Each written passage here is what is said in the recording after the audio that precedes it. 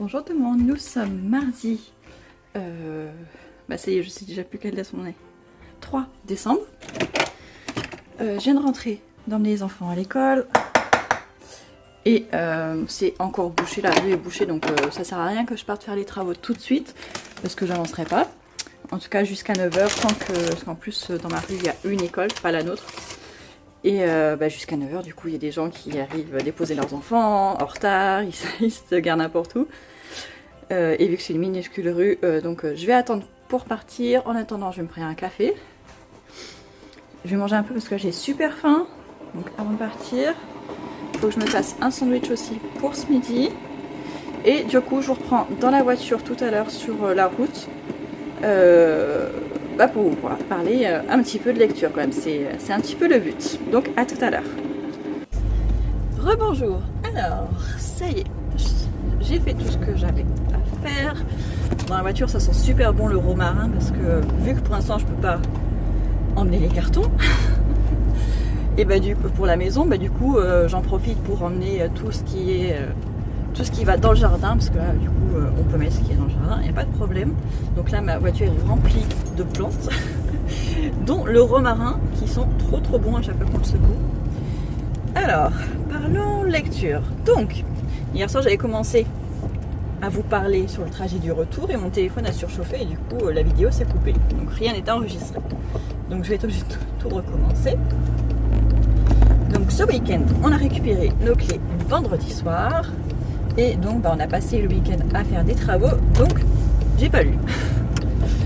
En revanche, je pense que je vais lire The Perfect Love sur tout le mois de décembre. En tout cas, je pense que ça va me durer un petit moment. Le 1er décembre, j'ai commencé mon roman de l'Avent, Secret Santa de Sophie Jomain. Donc là, on est déjà mardi, donc j'ai lu 2 chapitres. C'est sympa, on est avec une étudiante qui s'appelle Fanette, qui elle est en 2e année de licence à l'université de Lille en sociologie. Et visiblement, ce qu'elle fait ne lui plaît pas. Donc elle a l'air un petit peu paumée. Et bien sûr, c'est une romance, donc au début, elle est avec un garçon. Et on est au 2e chapitre, elle rencontre quelqu'un et visiblement, il va se passer quelque chose. En tout cas, je l'imagine.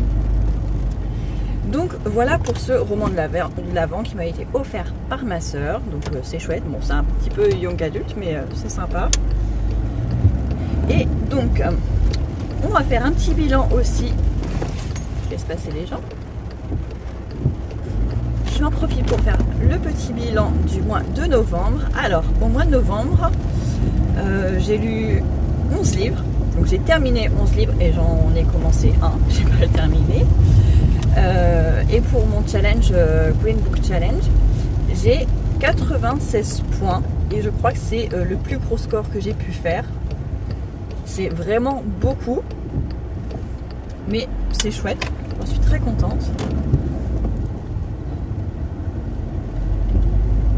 J'en suis très contente.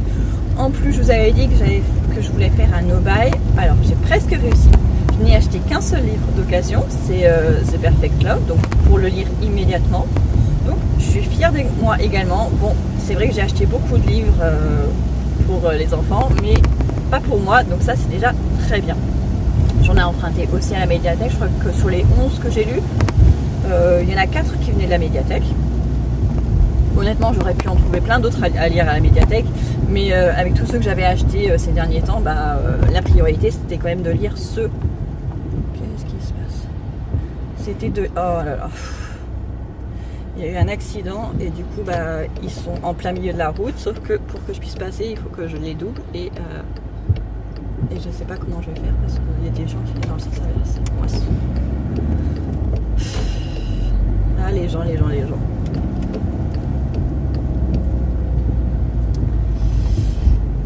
Donc je ne sais plus où est-ce que j'en étais.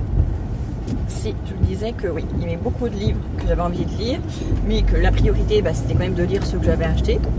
Parce que sinon, on entasse, et après on les lit jamais, et on n'a plus envie de les lire, donc ce serait quand même trop dommage.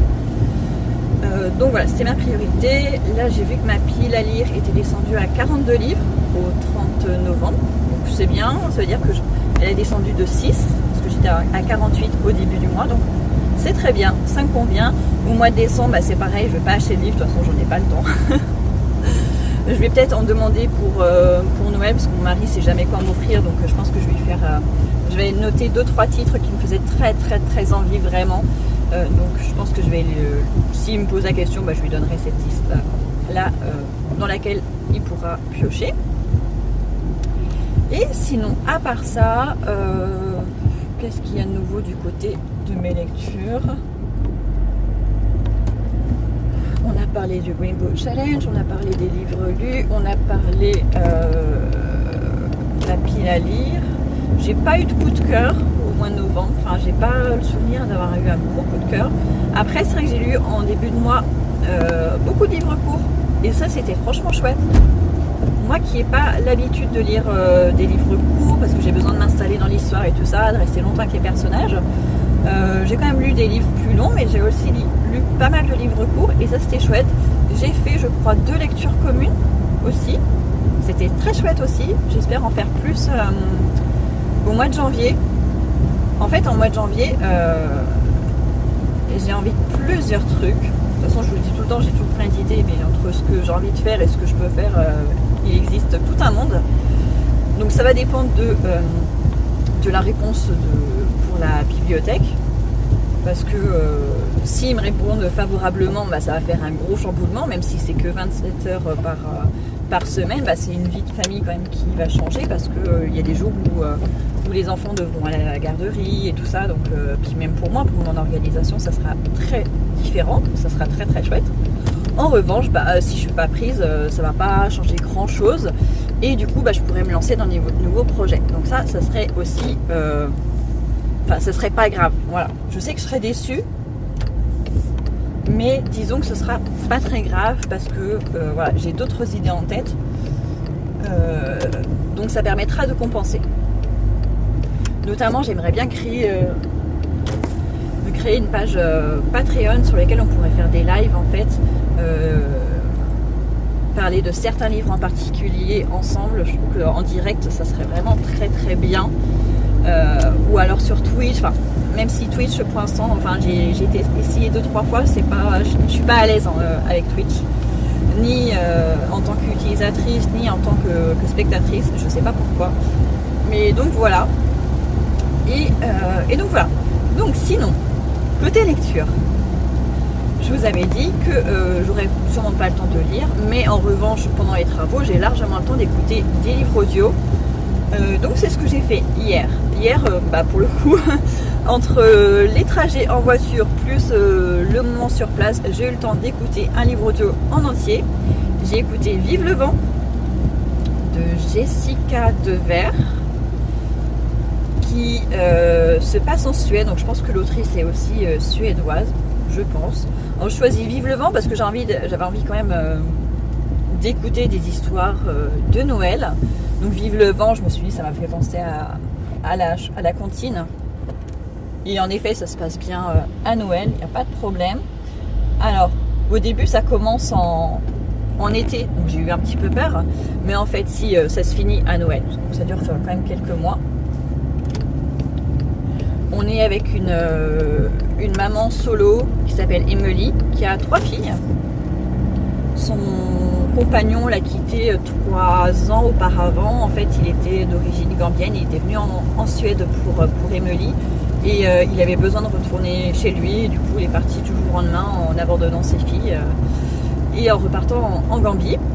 Mais bon, ça se passe pas mal avec ses filles. La seule difficulté, c'est niveau financier.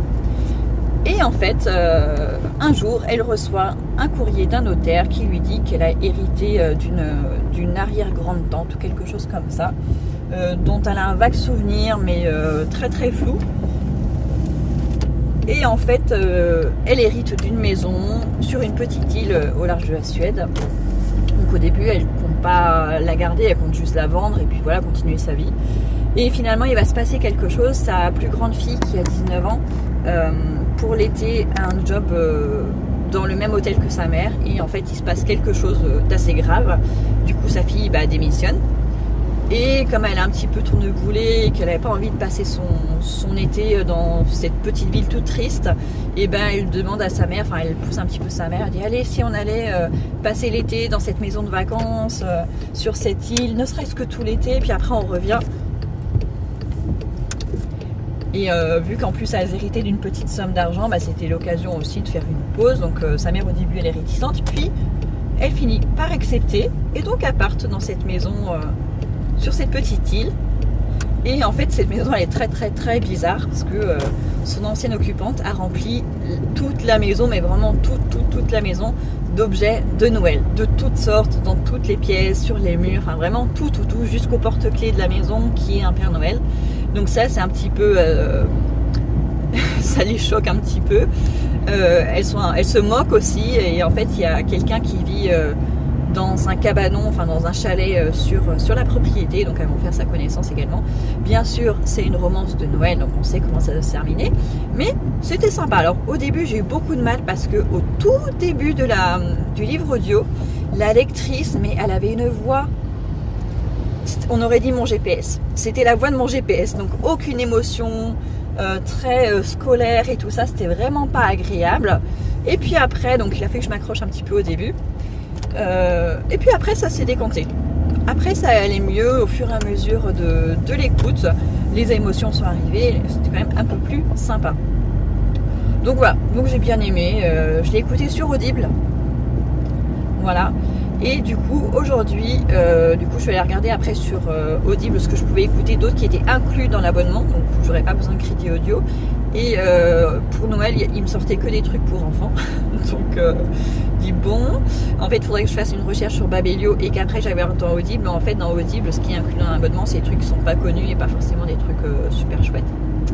Donc j'aurais bien voulu des carrés de ponte, des trucs comme ça, mais ils sont payants sur Audible. Donc je verrai un petit peu plus tard. Mais du coup, vu que j'ai l'abonnement aussi Spotify et que maintenant ils ont des livres audio, du coup je suis allée voir sur Spotify. Alors aujourd'hui je vais pas écouter une histoire de Noël, mais j'ai choisi Minute Papillon d'Aurélie Vallogne. J'avais déjà lu un livre d'Aurélie Vallogne, c'était je sais plus quel c'était. Je me souviens plus du titre. J'avais bien aimé, mais au début il m'avait vraiment énervé, et à la moitié du roman après j'avais beaucoup apprécié, je m'étais retrouvée dans certaines situations, donc j'avais trouvé ça assez drôle. Et puis après j'y étais pas retournée parce que voilà, j'avais une petite appréhension quand même sur le fait qu'au début j'avais vraiment pas aimé les personnages. Et en même temps il y a l'une de vous qui est fan d'Aurélie Vallogne, donc je me dis ça m'intrigue quand même, et j'ai quand même envie d'y retourner parce que même s'il y a un livre avec lequel j'ai eu du mal au début, les autres sont peut-être très très chouettes. Donc là c'était l'occasion, j'avais pas forcément envie de le lire, mais le fait de l'écouter, du coup ça me tient compagnie, et puis voilà.